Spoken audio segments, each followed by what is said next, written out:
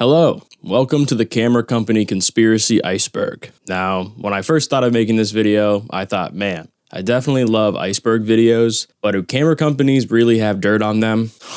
Oh boy, do they have dirt. Some would say their sensors are not clean. Some would say their lenses, okay, no more camera jokes. I've only done one and I'm annoyed. So welcome to the Iceberg. So sit back, watch while you're editing, watch while you're trying to fall asleep, or maybe even watch when you're trying to get work done and I distract you. This is gonna be a little bit more of a chill video. I'm not gonna be talking as fast. Everything's gonna be a little more lax. And I'm kind of gonna be sharing about the history of different camera brands. As we go deeper and deeper down the iceberg, things are gonna get a little more grim. When I was researching a lot of these topics, I looked at the top of the iceberg and I was like, okay, these are kind of funny, kind of interesting. I got a little more down to the midsection and I was like, it's a little weird, but still, interesting. There's like a silver lining. And then I got to the bottom and then I was like, wait, really? Wait, like really? And then I got to the bottom and I was like, oh, I'm using something that is like, whoa, yeah. So we're going to get into it. The very tip of the iceberg, the basic stuff, the fun stuff, the camera brand rivalries, a little bit of drama, nothing too crazy. Canon versus Nikon debates. This was very similar to the Star Wars versus Star Trek debate. It was older than the test of time, probably older than YouTube as a whole entire platform. The debate between Canon and Nikon. Really during the DSLR days when mirrorless cameras didn't take spotlight, and it was essentially just a smorgasbord of old men talking about which camera was better when they were virtually the same, up until mirrorless. But we're not going to talk about that, because Canon definitely smoked Nikon and mirrorless. Each brand was swearing they had better representation of all categories. Color science, ergonomics, mechanical structure, photo, capabilities, everything in between. It was basically a war that meant nothing, and it still lives on to this day, but with so many brands being out in existence, it's kind of hard to find out what is the true debate versus debate. There's always going to be someone on the sidelines just poking fun at everyone to try to get a rise out of people. Me. I'm that person on sidelines making fun of people. I shoot with Canon, I shoot with other brands, and I practically make fun of all of them because they're just camera brands. There's nothing really special to them. They take a photo and they take video. What am I gonna say? The color science is better? Maybe. Nikon was equivalent to a raccoon digging into trash, trying to find anything they could show for as something that made their cameras great. And Canon would always clap back saying, my colors are great. And Nikon would say, we're just a photo company. We're not trying to do this video stuff. Your photos are mid. It went on forever. And also, you had people just inciting emotional violence on social media to get a rise out of people. Again, me, doing that for videos and clicks, to talk about different brands, to highlight that no brands really matter. The brand that you choose to film with and take photos with really doesn't matter. As long as you like it, it's okay. But one of the biggest things, when both of these brands were clashing heads, or should I say clashing lenses, a new brand emerged in the mirrorless game and kind of dominated the sector for a pretty good amount of time. And that is Sony. For a few years, we had Sony mirrorless dominance. It was essentially like a WWE wrestling match. Nikon versus Canon were duking it out over and over again, and John Cena, because you can't see him, came in and ruined everyone's career. Practically Sony. Sony was the quiet kid in class. Kind of did their own thing, TVs, gaming consoles, sound systems, nothing really camera related. Came out and said, I can make a camera, and then made it really well. But don't get me wrong, in the beginning, the Sony mirrorless cameras were trash. With the battery life of the size of a PSP, they really didn't perform that well. Eventually, they picked that up and they got incredible autofocus, fixed the colors, and are now pretty much a dominating industry in the camera world. And eventually, even to present day, with cameras like the Sony FX3 and the ZV-E10 are practically flagship cameras that everyone already owns and doesn't really even talk about the Canon cinema line or any Nikon cinema lines because they've acquired Red. With all those brands in mind, we come with the cult-like following that is Fuji. Now, Fujifilm has been around for practically forever among these other brands, but especially dominated the film world because they practically also had their own film stock, Fujifilm. With stunning JPEG quality and overall just good film simulations, they started off as a brand that was really to themselves, but then eventually amassed a cult-like following that is very heavy like the Leica and Hasselblad fans, but for the more affordable buyer. A lot of Fuji people come with the impression of their cameras have soul, their cameras have character, and their photos actually have energy compared to Canon and Nikon, who really just want to focus on spec sheets. While this may be true, a lot of Fujifilm fanatics get really obsessive over the camera fights because they just believe I've won, I'm better, and that's that. Stay in their own lane, taking photos of film simulations of the same landscape, of the same birds, and of the same animals for probably the last 30 years, and probably 30 years to come. So they're not really in it that much. This is where we dip a little deeper. Still on the top of the iceberg, but we're getting a little juicier here. Panasonic in video. Now, Panasonic in the early days of the GH3 and the GH4 kinda sucked. And various other Lumix cameras came to play. They almost practically made the best camera ever, but no one was buying them, and no one is still buying them. If Sony is flashy and Canon is mainstream, Panasonic is essentially your friend who helps you move into your new apartment, but doesn't ask for gas money. Simple, great, and doesn't ask for much. They're not that loud, they put a lot of work into things, and yet no one buys them. And they have so many great features. Incredible internal codecs, dual stabilization, great color science, decent enough autofocus, and prices that really can't be beat. And yet, people don't buy them. And that's mostly because the top three brands, Canon, Nikon, Sony, and maybe Fujifilm, dominate it so much that they keep pushing Panasonic away off to the side as if it's a middle child who's never going to get any attention. When in actuality, Panasonic makes incredible cameras.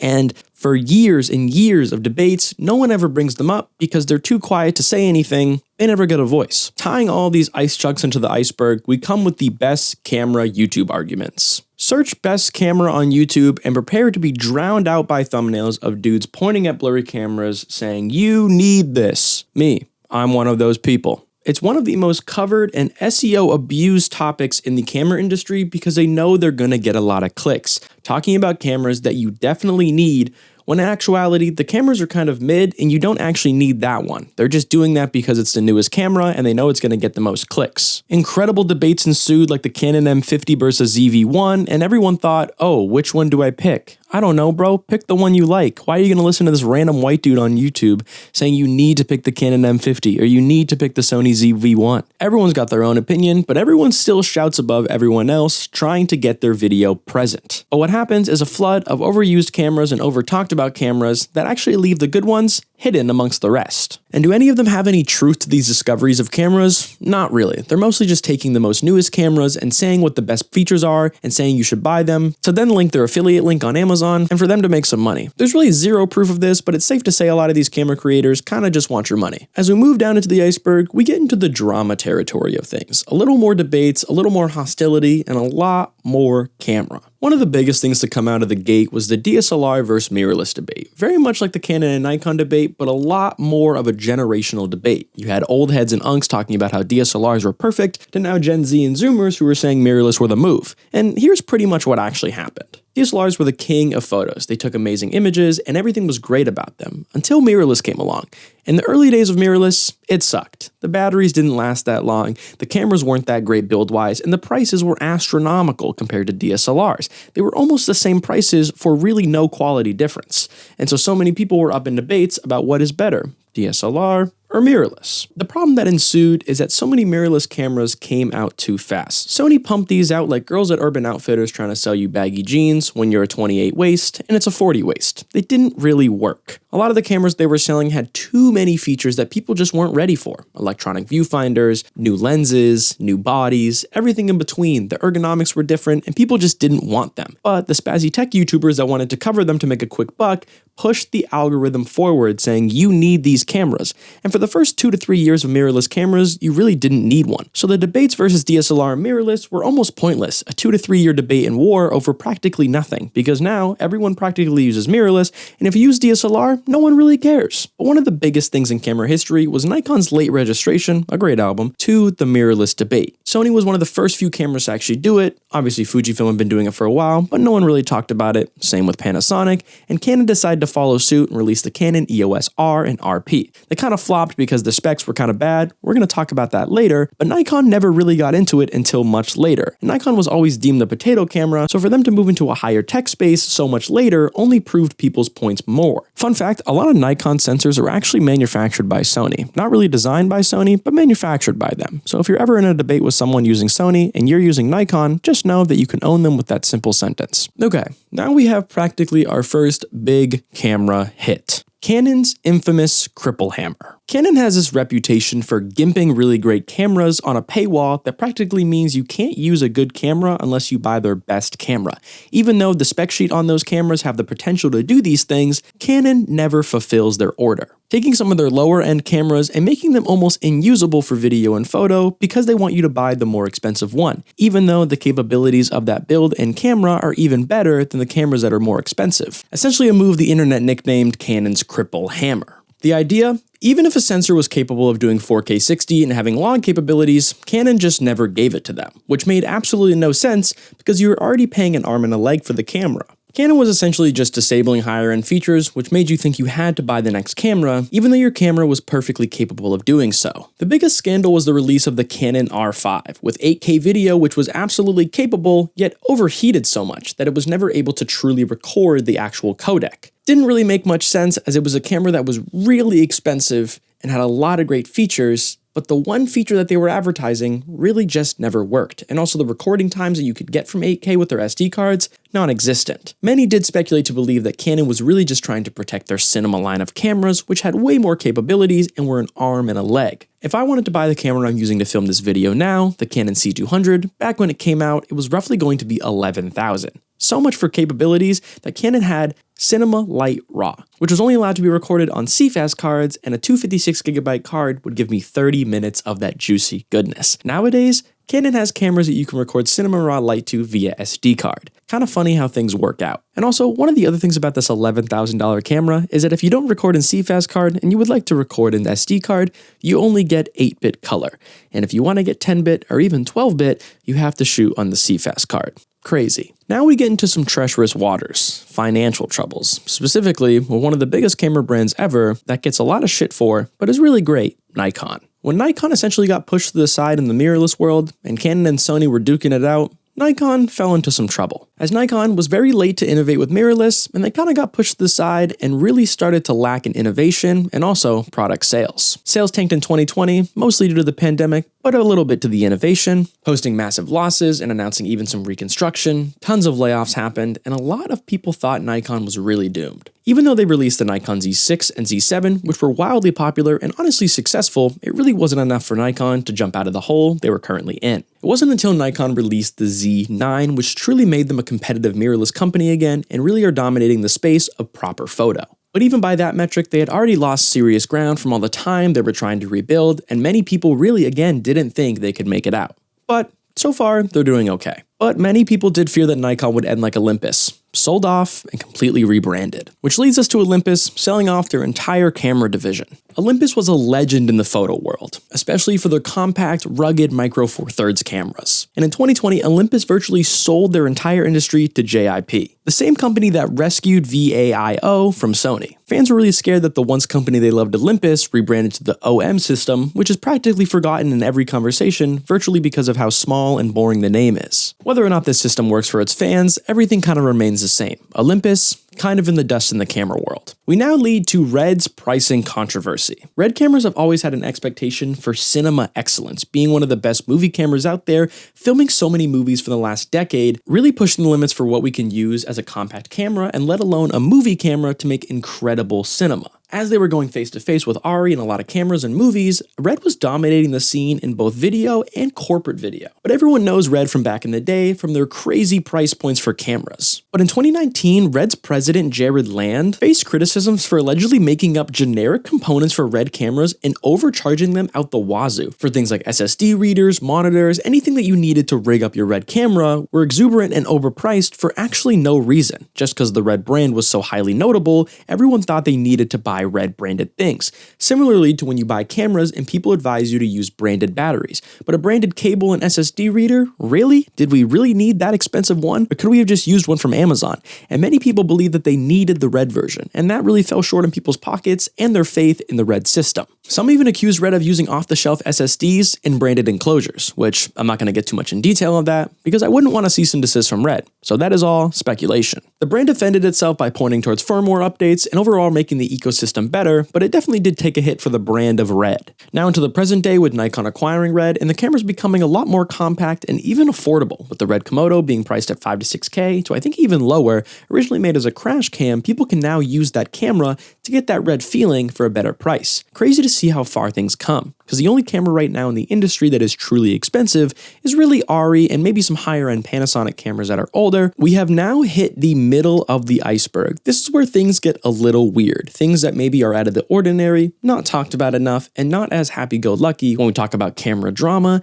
and things that kind of make you just go, huh, Didn't know that. Samsung abruptly exiting the camera business. Samsung once made incredible mirrorless cameras. The NX1 released in 2014 was a masterpiece for mirrorless cameras. 28 megapixel photos, a 15 burst mode, 4K video. For 2014, for a camera like this, especially mirrorless, it was ahead of its time. All of it wrapped in a modern UI structured camera that made Canon and Nikon feel very ancient. And then poof, gone. But what happened? No announcement, no big send-off, nothing about the camera just not working, just gone. And by 2015, they quietly pulled all of it off the markets. And then theories started to swirl. Maybe internal politics, kind of like when a pharmaceutical brand comes out with a cheap drug and then gets bought out. Or maybe they just wanted to stick to phones and TVs and headphones. I don't know. Maybe not cameras. And maybe their camera division just didn't make money. But it's kind of weird to say the least that they had an incredible build of a camera and before releasing it, they just removed it. Whatever the case may be, Samsung's ghosting of the NX1 will forever be a moment in camera history where people from all brands will go, why did they do that? Leica's luxury pricing and basically rebranded Panasonic cameras. Leica is the Rolex of cameras. Sleek, minimalistic, and downright expensive. So many people eye for a Leica, want one, desire one, dream of one,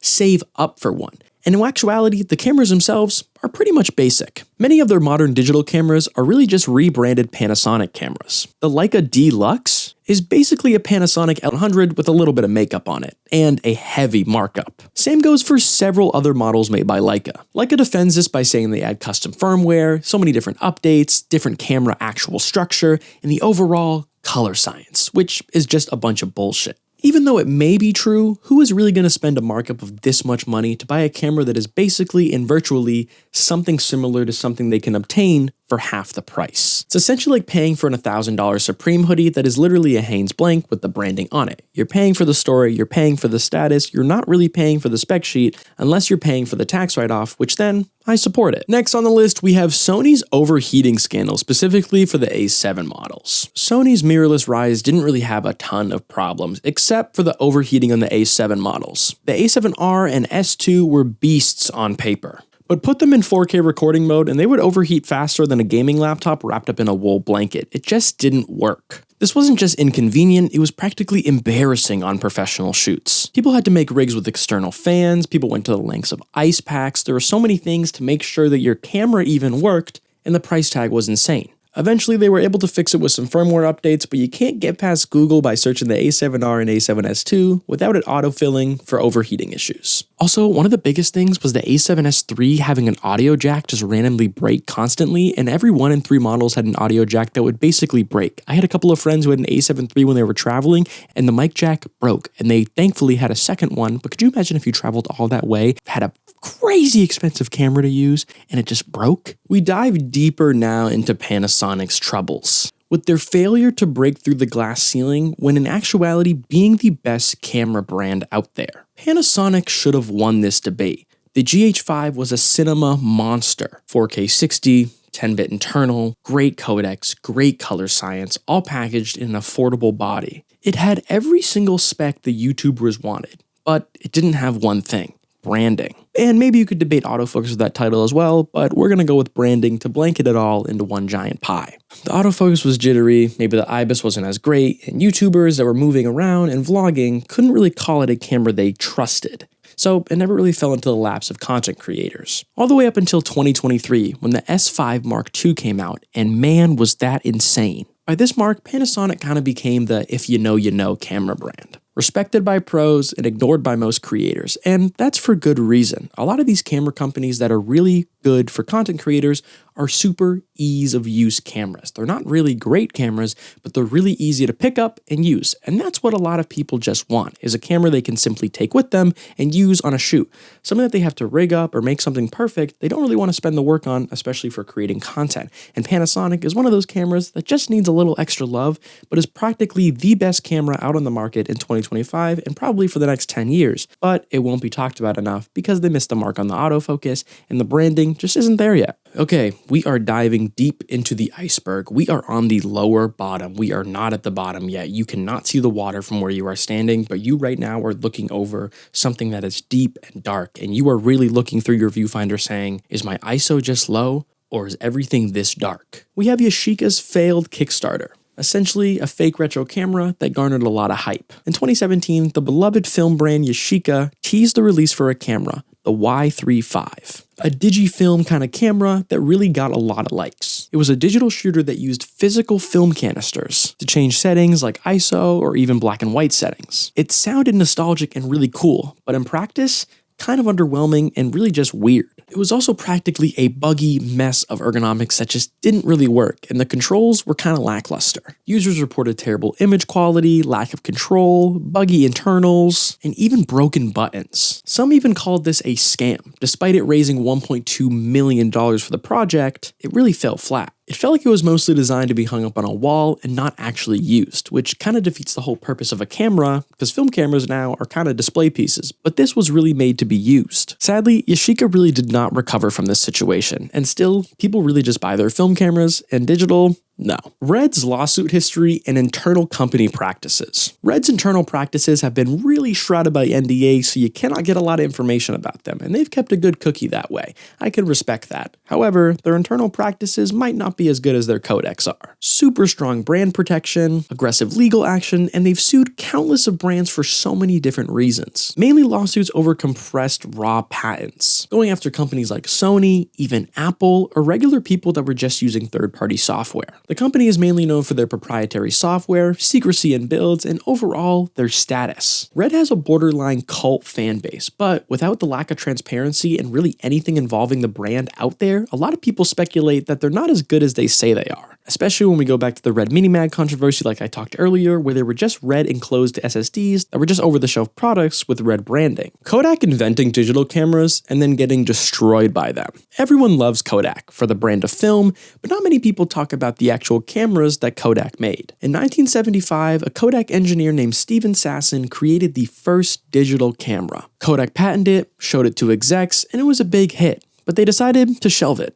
And why? Because the digital industry that was emerging would have crushed the film industry they just had built. An incredible view of capitalism strictly wanting people to buy more film instead of having to get film for free via digital, which essentially would collapse their entire business model. Again, going back to that pharmaceutical route where people were making drugs for a cheaper price and then pharmaceutical companies buying them to shelve them because they wanted people to buy the more expensive thing. So they sat on it for years, and as patents come up and people make more things and more inventions and other people discover the art of digital, companies started to emerge and making their own digital cameras and not shelving them. Kodak eventually realized their mistake, jumped in too late, and in 2012 filed for bankruptcy. The company that literally created the one thing that was going to amass immense profit shelved it and led to their own demise. And this case study is often used as an example for innovation denial, coming up with something that is incredibly great and then shelving it for the profit of others and not thinking of the moving forward and creating something for someone's future. This next one is very speculated, so please take it with a grain of salt, as again, I don't want any lawsuits on me. The shady patent trolling of the camera industry. Many camera companies have made patents for things, brand innovations, so many things that they've made for their brands that are very vague and don't actually have specifics onto what they actually made. Whether it's internal features, autofocus algorithms, a bunch of camera companies will really just make something vague to then sue other camera companies about so they can either waste their profits, waste their time, and overall just kind of be assholes. And this is very speculative in the Red industry, but it's also happened with Canon, Nikon, Sony. We just don't hear about it a lot because it doesn't make sense for the public eye to know. Why would a company want to waste other internal companies' profits for gain? Well, business. Again, this is just very speculatory and I don't want to take it super literally, but it's definitely a thing that happens in the world of business, so why not happen in the camera industry? Welcome to the bottom of the iceberg, the lowest of the low, the worst of the worst, and the best of the worst. So many things that when we think of cameras and photo, we think this couldn't happen. It happened. It happened a lot. And not many people talk about it because why? Cameras capture amazing moments. Why capture the bad ones? Well, let's talk about some of those bad ones. The $1 billion Olympus fraud scandal. In 2011, Olympus's British CEO, Michael Woodford, blew the whistle on an incredible accounting fraud. Olympus had allegedly hidden $1.7 billion in losses from company mergers. Essentially, when an older camera company fails and wants to merge with another one, they then do a deal where they blend them together, acquire them, kind of work with them, build them back up, make a new system, etc. Hiding that much of a loss can go incredible ways for tax exempts, but really hiding that much of a loss can really make your company look like a piece of shit. There was also fake consulting fees, and these were cooked over the book for over a decade. When Woodford, being the great CEO he was, pushed for transparency for this incident, he was immediately fired. Shocker. The scandal led to many arrests, and the once top leading Japanese camera brand led to one of the biggest fraud bursts of history. What makes it creepy is the mafia-like silence of such a company and camera company that is supposed to be doing good for people. Taking moments and pictures of people's lives actually hid some of the worst business fraud in history. Olympus obviously survived, but their camera division never really succeeded forward from an incident like that. Lytro's rise and collapse, and what Google really took from them. Lytro promised the future of photography by making light-field cameras that let you refocus images after you took them. The tech was wild and obviously real, because backed by millions, the company was on the rise to have true success. Lytro aimed for both innovation in photography and cinematography, but a lot of its consumer products virtually flopped. The company then tried to make a pivot into VR and poof, magically vanished. And later in 2018, Google acquired their patent. Kinda weird. The story just feels kind of incomplete. What happened to the brand? What happened to their sales? Was their VR system really good for Google to acquire it? Was Lytro on the rise of being a camera company that was great and then bought out? Or were they failing and needed a quick exit? So many things happen in these camera industries where building businesses come up with innovation and suddenly they're gone, whether for good reasons or bad. And I'm going to let you be the judge of those reasons. Nikon's secret internal projects. Nikon insiders and leakers have constantly leaked new prototypes of Nikon cameras that would honestly change the game, but are never released. Curved sensors, hybrid analog and digital cameras, and anything you could really think of when a creative camera company pushes the limits. But why never release them? Nikon even had mirrorless designs years before they were coming to the game late. So why not release them if not now, or even back then when they were ahead of the game? Some patents even showed that Nikon had similar technology to Sony, so likely there was some shelving, some talks, maybe some corporate greed, I don't know. But it is really weird to know that they were actually on top of their game and not behind, as we talked about earlier. They were actually on the top of the mountain and just waited, or were they pushed? Specifically a project titled Project B, an internal code for a modular mirrorless system that was probably going to be insane. It's obviously unconfirmed, but consistently talked about enough to know that it might have been a missed opportunity for Nikon to push the limits of what it meant to be a camera company. The camera industry was built on a simple dream: to capture time, to bottle moments we never thought were possible to have. But like any industry that's built on memory, it forgets on purpose. Behind every crisp photo and cinematic video, there are lawsuits, timeless people being used and abused, and so many things uncovered from memory cards that will never see the light of day. Some succeed, many vanished, and all in all, things just happened. From billion-dollar fraud to prototype ghosts, most people can only see the tip. Canon versus Nikon, Sony versus Lumix, what's the best camera to use in blank year, but no one talks about these things. So the next time you take a picture, ask yourself, what had to be erased for this moment to be preserved? Thank you guys so much for watching this video. If you would like more icebergs on certain topics related to cameras, please let me know, and I'll see you guys in the next one. I've been LDK, and I'm out of here.